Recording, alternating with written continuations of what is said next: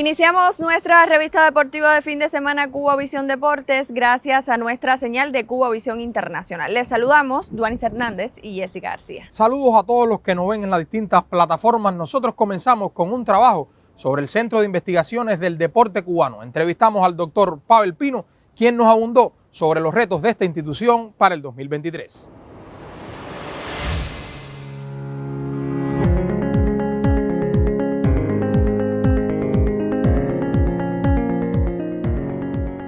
Este año 2023, de cara a los Juegos del ALBA, de cara a los Juegos Centroamericanos, de cara a los Juegos Panamericanos, el centro lo que lleva es organización. Yo creo que tenemos la experticia, tenemos los recursos humanos y tenemos lo mínimo necesario para enfrentar eso. Tenemos un experto, que es la doctora en ciencia Elba Brito, que es el vínculo nuestro con la Dirección de Alto Rendimiento. Por tanto, en ese engranaje de coordinación entre la dirección del organismo, la dirección de alto rendimiento, la vicepresidencia de actividad deportiva, el Instituto de Medicina del Deporte, que también es un centro de investigación del deporte, yo creo que podemos, con una buena organización y planificación del trabajo, irle dando respuesta. Tenemos los investigadores y tenemos todos los recursos necesarios para irle dando respuesta a eso. Yo creo que no va a haber ninguna dificultad, lo que hay que irlo haciendo progresivamente, y ya nosotros arrancamos con eso es lo que no se puede dejar para última hora. Ya en ese sentido, ya que nosotros hemos comenzado a trabajar con un grupo de deporte, ya este año comenzamos a trabajar con las pesas, con el baloncesto, con la natación, con el taekwondo, con los deportes de combate. Segunda jornada científica del Centro de Investigaciones del Deporte Cubano. ¿Qué pretenden con este importante evento en el mes de mayo? Bueno, en cada evento científico, el centro, por supuesto, lo que pretende es compartir todos los proyectos y todo lo que se ha venido creciendo en investigación científica. En el año 2022 te comento que el centro trabajó con más de 20 proyectos de investigación. Incluso se los pagamos a los investigadores como incentivo para motivar el desarrollo de la ciencia. Y en el evento científico pretendemos que todos los proyectos y todos los principales avances de innovación y científicos intercambiarlos entre nuestros investigadores y entre investigadores de otras instituciones, porque el centro también, como centro gestor del programa de deporte y desarrollo humano, trabaja en alianzas con otras instituciones del propio INDER, del Ministerio de Educación Superior, porque, por ejemplo, trabajamos con la Universidad de Ciencias de la Cultura Física y el Deporte. O sea que el Centro de Investigaciones del Deporte Cubano no solo tributa al movimiento deportivo, sino que ha establecido alianzas con otros organismos y otros sectores. En primer lugar, todos los recursos del deporte no los podemos seguir importando. Eso es un concepto. Por tanto, ya en alianzas con otras instituciones, ya no solo dentro del INDER, sino fuera del INDER, como por ejemplo el Parque Científico Tecnológico de Matanzas. Estamos trabajando con el Parque Científico Tecnológico de La Habana, con la Universidad de Ciencias de Informática. Estamos trabajando con el Centro de Investigaciones Grito de Barrio de las Fuerzas Armadas. Estamos trabajando con el Centro de Neurociencias de Cuba. Estamos trabajando con el Ministerio de Informática y las Comunicaciones. Estamos trabajando con otras instituciones científicas y académicas.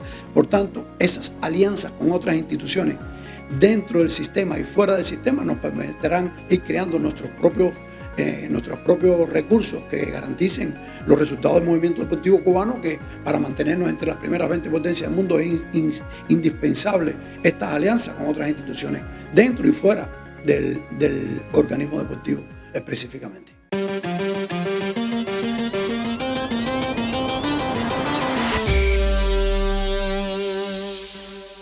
Y en Cubavisión Deportes recibimos a Michael Ibargüen, comisionado nacional de softball, quien nos estará dando detalles sobre el próximo campeonato nacional de softball femenino que está a la vuelta de la esquina. Bienvenido, Michael, y coméntanos un poco sobre este torneo nacional femenino de softball. Sí, bueno, saludos retirados y gracias por la invitación nuevamente. Sí, comenzará el día 15 de febrero en Manzanillo, Nacional Femenino de Softball, categoría mayores. ¿Cómo llegan, Michael, las muchachas? ¿Están concentradas? Me imagino que la preparación está enrumbada a ese campeonato nacional de los próximos días. Sí, ya el equipo estuvo nacional, entró en enero al FARC-Cardín, ya se encuentran en sus provincias entrenando con sus equipos respectivamente las muchachitas y la preparación ha sido muy buena. Se perfiló el entrenamiento específicamente al torneo nacional de este año. Este campeonato nacional dará la posibilidad de hacer algunos cambios en la preselección teniendo en cuenta los resultados de las atletas ahí. Siempre lo hacemos así, pero bueno, no es bueno cierto que ese equipo nosotros femeninos es joven, tiene una base ya que participó en los Panamericanos, cuando tiene una medalla de bronce, y sí, siempre se cuelan 1, 2 o 3 atletas nuevas. Estamos en esa perspectiva. En este momento, ¿quiénes estarán ausentes de este torneo nacional atendiendo a su contratación en otros países? No, todas las atletas estarán en el campeonato nacional. Las contrataciones son después del mes de marzo y solo no estará Nisley, que se operó recientemente, pero ya está recuperándose y ya tiene un mes de reposo.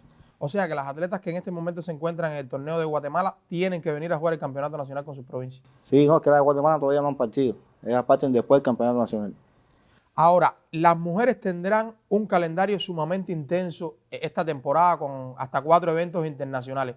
¿Qué sucederá después de este campeonato nacional atendiendo al fuerte calendario que tienen con los Juegos del ASBA, los Centroamericanos y del Caribe, el Premundial, los Juegos Panamericanos? Bueno, después del campeonato nacional se le dará una semana de descanso, como está en el plan de entrenamiento, y se incorporarán después a los entrenamientos en la FARC Cardín con vista a los Juegos del ASBA. Terminando los Juegos del ASBA, regresaremos al entrenamiento con vista a los Juegos Centroamericanos. Ya tenemos previsto una base de entrenamiento en El Salvador, 10 días antes de los Juegos Centroamericanos. Y terminando ahí, tenemos el Mundial en España.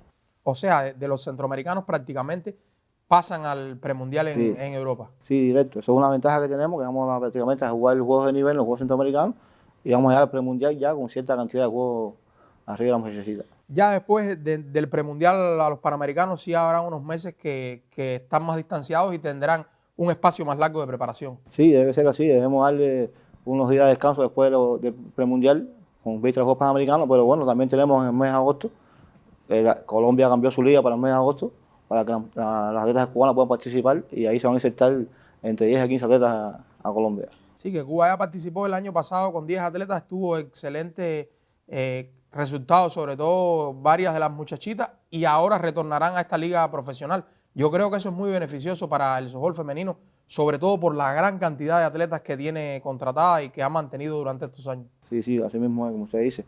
Colombia es un potencial fuerte con nosotros, tenemos buenas relaciones con ellos, y la liga de ellos comenzó en marzo y producto de los Juegos del ASBA y los Juegos Centroamericanos la trasladaron hacia agosto para que puedan participar nuestras atletas. Eso es bueno, nos ayuda y nos conviene para que tengan una preparación, sobre todo en los Juegos, con vista a los Juegos Panamericanos.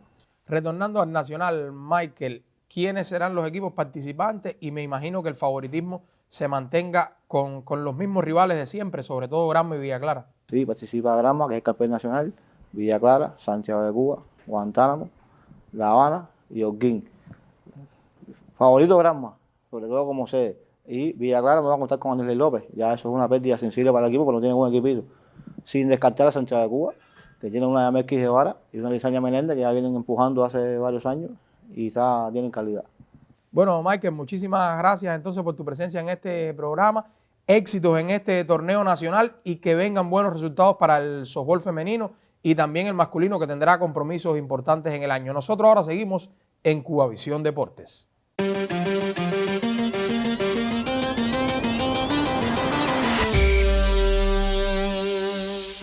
La psicología resulta fundamental para el buen rendimiento deportivo, sobre todo en atletas de categorías escolares y juveniles. El equipo sub-17 de fútbol, quien participará en el premundial de la CONCACAF, ha realizado un gran trabajo en este aspecto. Cubavisión Deportes entrevistó a Julier Rosales, psicólogo de las selecciones nacionales de fútbol cubano, quien abundó sobre el trabajo en esta área.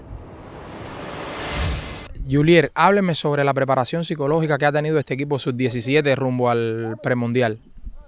A ver, la preparación psicológica con este equipo ha estado proyectada sobre varios aspectos psicológicos fundamentales, sobre todo con la parte socioafectiva, la parte de la concentración, la atención de la concentración, el manejo del nivel de activación y en cuanto al desarrollo de la toma de decisiones, optimizar el proceso de toma de decisiones, ya sea en fase ofensiva como en fase defensiva, y teniendo en cuenta también las transiciones, qué pasa en estos procesos en cuanto a toma de decisiones. ¿Cuán difícil es trabajar con estas edades de jóvenes, adolescentes? Más que difícil, yo creo que es un proceso de maduración neuronal que hay que aprovecharlo. Es uno de los periodos más ricos en el aprendizaje en cuanto a desarrollo futbolístico. Hay que aprovechar el desarrollo propio de la neuroplasticidad cerebral, y en esto creo que tenemos que llevar a cabo un proceso de optimización en todas las esferas, un trabajo interdisciplinar desde el punto de vista físico, técnico, táctico, psicológico, y también como las neurociencias como base en todo este proceso. ¿El fútbol cubano trabaja bien la psicología en cuanto a sus selecciones nacionales o hay que darle más importancia a esta área? Todavía el nivel de pertinencia hay que seguir concretando acciones puntuales en cuanto a la comprensión de qué es lo que hace, de cuál es el rol que amerita el psicólogo en cuanto a selecciones y sobre todo la estrategia a partir de las etapas de desarrollo del futbolista. No es lo mismo trabajar con un equipo de élite como la selección nacional mayores, como una sub-20, una sub-17 y así también como por género. Ahora el problema, la situación está en la comprensión y enfoque de por la parte de la federación, por la parte de la comisión, seguirle dando la importancia y la valoración que amerita el trabajo a largo plazo, el trabajo asertivo sobre todo en todos estos procesos. Desde su punto de vista, ¿está preparado esta selección sub-17 para afrontar el difícil reto que viene? Sí. Yo tengo la certeza que sí, de que se ha trabajado asertivamente, como les decía ahorita, en optimizar el proceso de desarrollo de cada atleta y tratando de llevar estos dos aspectos como el rendimiento y el proceso de enseñanza-aprendizaje, sobre todo que es el objetivo primordial en esta etapa. Y el reto y el desafío es bastante grande, pero están asumiendo de manera asertiva el proceso y sobre todo comprendiendo, enfocando de manera coherente el trabajo para con estas etapas.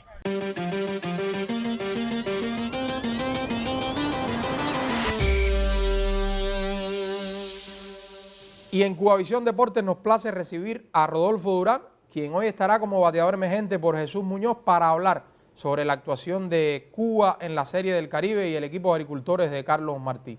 Bienvenido, Durán. ¿Qué te pareció la actuación de nuestra selección en la Serie del Caribe Gran Caracas 2023? Muchísimas gracias, Juani. Como siempre, un gusto poder compartir con ustedes aquí en Cubavisión Deportes. Y bueno, con relación a la actuación del equipo de agricultores, ¿qué podemos decir? La peor que se ha tenido en Series del Caribe y sobre todo después del retorno de Cuba en el año 2014. Solamente una victoria, 5 o 6 derrotas, 6 derrotas en línea de manera consecutiva. Al margen de esto, yo creo que con independencia de que hay una realidad y es que la mayoría de las ligas que estaban presentes en esta son ligas superiores a la nuestra. Sí creo que hay que llamar la atención del hecho de que de las 6 derrotas hubo 4 partidos en los que Cuba pudo perfectamente haber alcanzado la victoria. Por pequeños detalles. Por pequeños detalles. O sea, pierdes 3 juegos consecutivos por una carrera, pierdes 1 por 2 carreras frente a República Dominicana, que prácticamente no hizo nada frente a Cuba en aquel partido. Le hicieron las 3 carreras, un tiro a un corredor invisible por parte de Giovanni Alarcón a segunda base y a partir de ahí se fabricaron las 3 anotaciones. Los otros juegos después con Colombia, con Panamá, con México por diferencias de una carrera y cuando te pones a analizar fueron pequeños elementos que se le escaparon al equipo cubano que decidieron los juegos. Yo creo que la defensa incidió también en varios de estos resultados, el poco rango defensivo de los jardineros izquierdos, la receptoría que desde el punto defensivo estuvo muy mal, con 13 bases robadas en 15 intentos. Yo creo que la defensa incidió en muchos de esos resultados. Y también elementos como por ejemplo que son pequeñas cosas que suceden en los juegos de béisbol que que pasan desapercibidas en su momento, pero que después cuando tú haces el balance final te das cuenta que por ahí se te van escapando la victoria. Por ejemplo, el día del juego con Colombia, Cuba tiene un barraje ofensivo, viene Andrés de la Cruz con 2 hombres en circulación sin out y lo mandan a sacrificar en un momento en el que Cuba había pegado 3 o 4 hits seguidos y que Andrés de la Cruz había sido el mejor impulsador del equipo, lo mandaron a tocar la pelota. Está el detalle, por ejemplo, del juego final contra Puerto Rico, cuando Yordanis Alarcón llega a segunda en esa 9ª entrada. Podía haber sido un corredor sustituto por Yordanis Alarcón, buscar un hombre más rápido, porque esa era una carrera que le hubiera dado más margen al equipo al final del choque.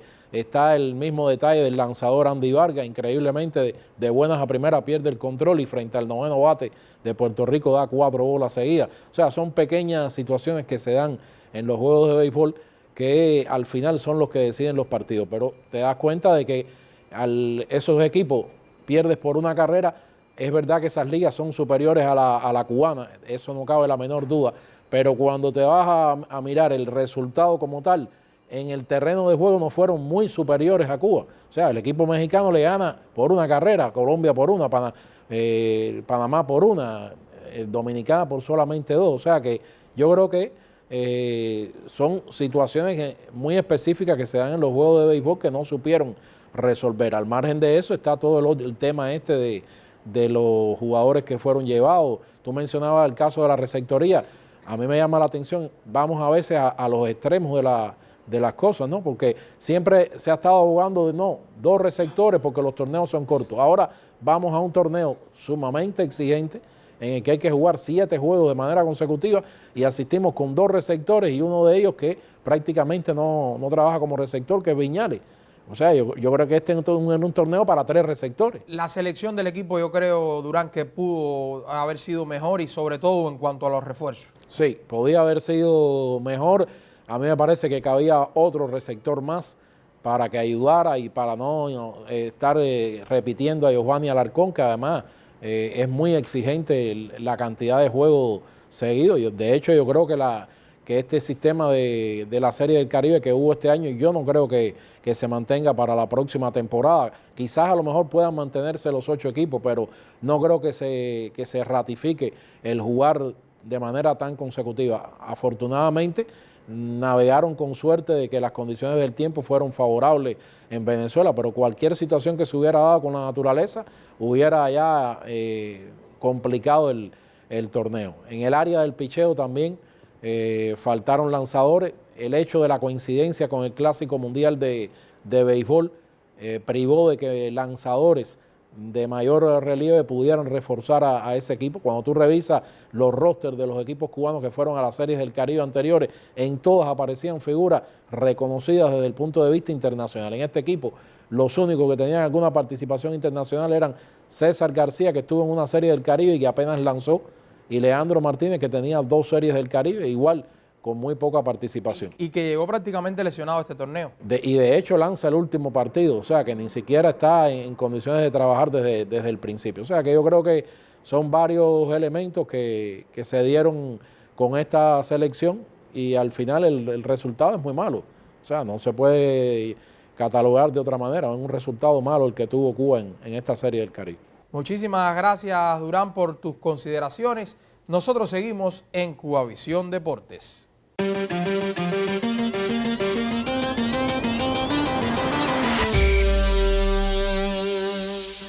Uno de los deportes de mejor desempeño en los últimos años en Cuba ha sido el voleibol en la rama masculina.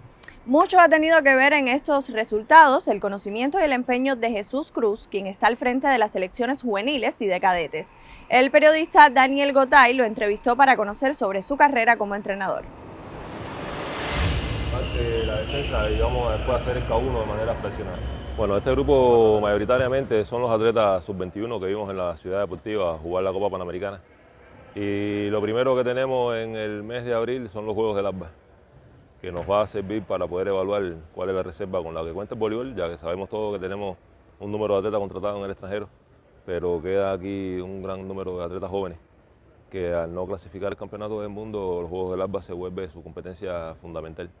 El sector masculino en este momento cuenta con un buen grupo de atletas jóvenes y con talento. Sub-21, sub-19, incluso le hacemos seguimiento a los atletas que están hoy en 7º, 8º, 9º grado que juegan juegos escolares y ya van formando parte de un listado de perspectiva inmediata.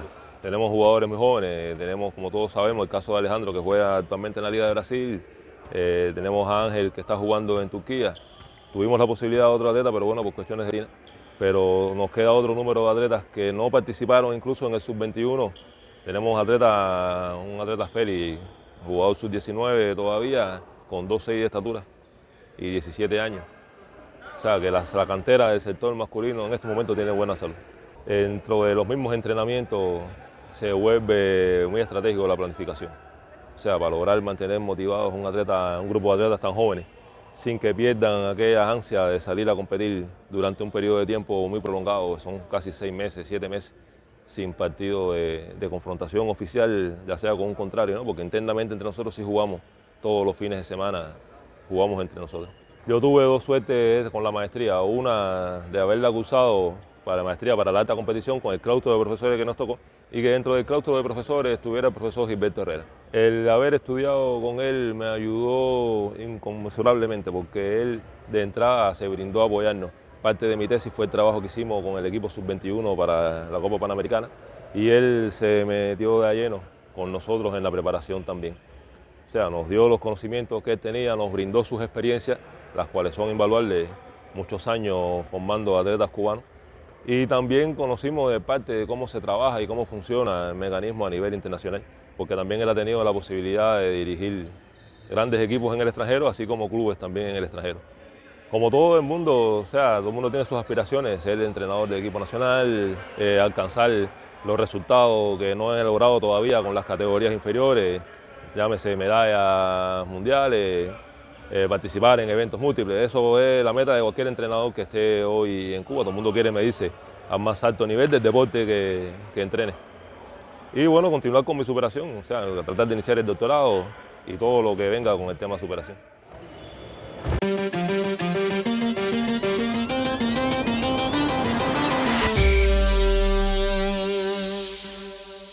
Y en Cubavisión Deportes recibimos a Luis Izquierdo, quien nos estará hablando sobre la pertinencia y la importancia de los campeonatos nacionales, su celebración y cuánto inciden en el desarrollo del deporte cubano. Bienvenido, Luis. Saludos para ti y los televidentes. Y viene el tema a partir de Duani, de que se ha hablado mucho durante los últimos meses y más recientes de la representación cubana a la Serie del Caribe.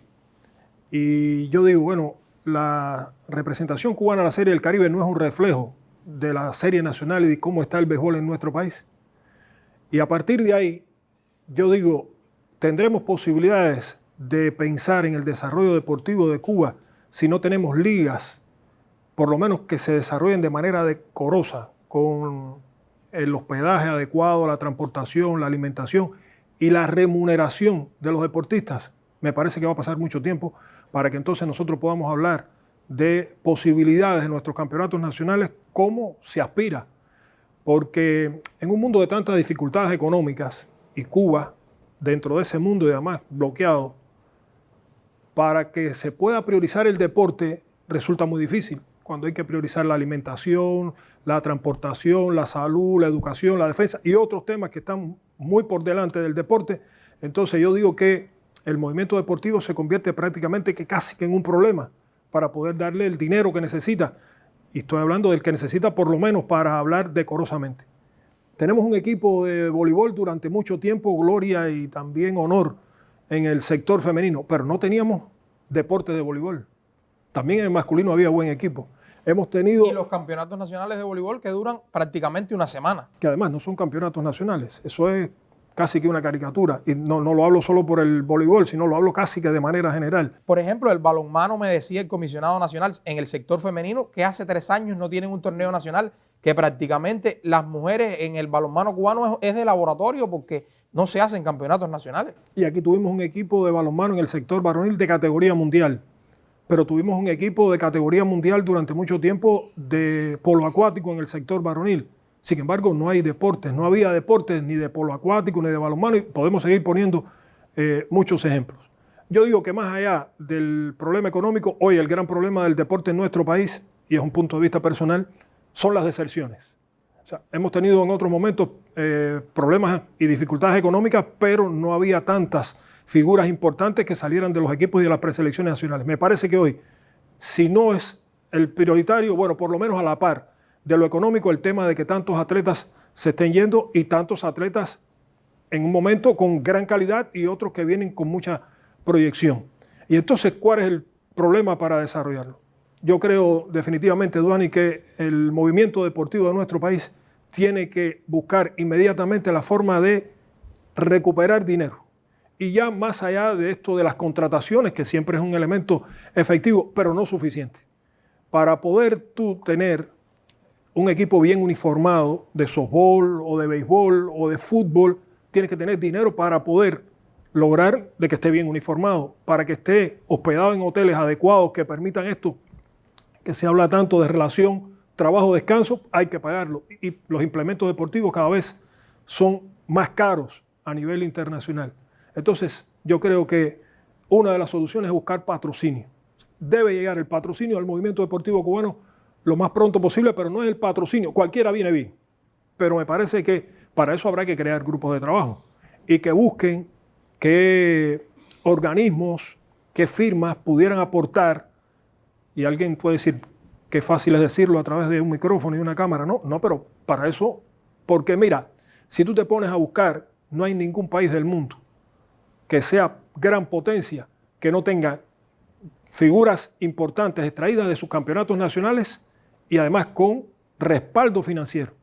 En todos los países del mundo el deporte viene por patrocinadores. Claro, no podemos vivir de espaldas al mundo y si no tenemos esa inyección vamos a perder muchísima más calidad de la que estamos perdiendo en el movimiento deportivo cubano. Exacto. Entonces yo creo que el tema de nuestros campeonatos nacionales tiene que estar dado precisamente por esto, buscar fórmulas que permitan inyección de dinero, sobre todo de divisas, que sea empleado en todo esto que te decía, de condiciones para los atletas, pero que se le pueda pagar a los atletas, que les resulte interesante a nuestros deportistas el competir en un campeonato nacional, porque además de medirse en cuanto a calidad con sus contrincantes, con sus adversarios, van a recibir un dinero que les va a permitir a ellos quitarse un grupo de preocupaciones de la cabeza. Y eso me parece que es importantísimo, porque ahí a la larga va a haber un beneficio económico, no solamente por lo que entra, sino por lo que se evita que salga.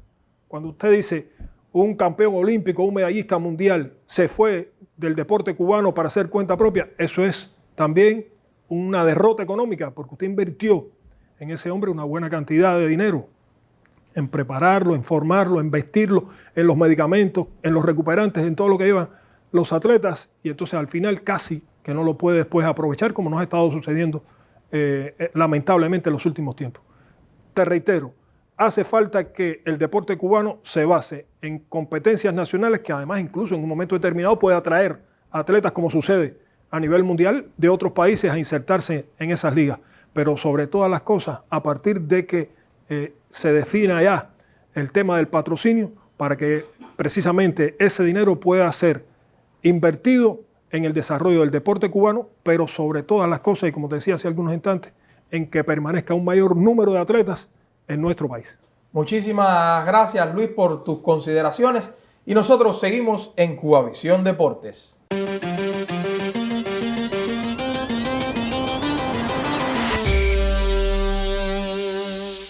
Por hoy ponemos punto final a nuestra emisión deportiva de Cubavisión Internacional. Les invitamos a que regresen la próxima semana, sábados, en nuestros horarios habituales, 12 de la madrugada, 10:30 de la mañana, 2:30 y 6:30 de la tarde, hora de Cuba. Saludos a todos los cubanos que nos ven por el mundo. Nosotros regresaremos en próximos espacios de Cubavisión Deportes. Hasta entonces.